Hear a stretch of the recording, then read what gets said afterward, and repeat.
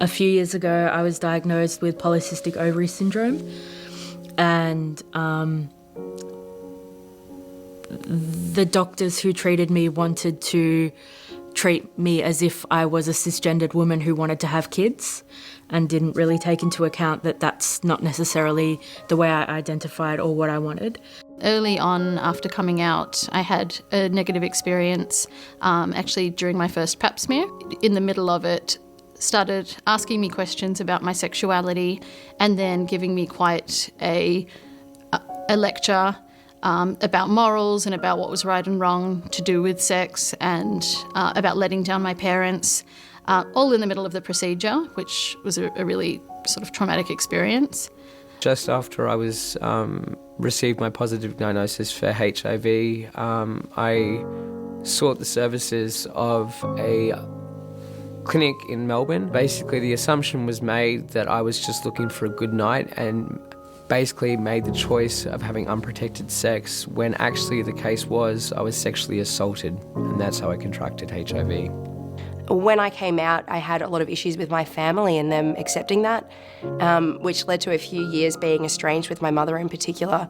And to rebuild that relationship, we had a few mediated sessions with a therapist, and those sessions became about how I'd left my mother in the dark and how I'd done wrong by her. Urinary tract infections, it was pretty commonplace for me.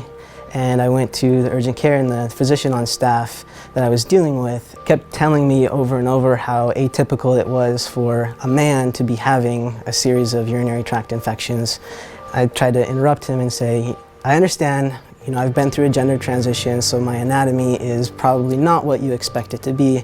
And he kept stopping me. He wouldn't let me complete, and assuring me that he did understand, and he said, I think I would like to take a look. So I pulled down my pants, and it wasn't at all what he expected, and he was immediately apologetic. He said, oh, you don't have, oh, I'm so sorry, I didn't realize. I said, I know, we tried to tell you. A bunch of different symptoms tied to sleep, tied to appetite, weight gain, mood, that had sort of increased in severity over a year.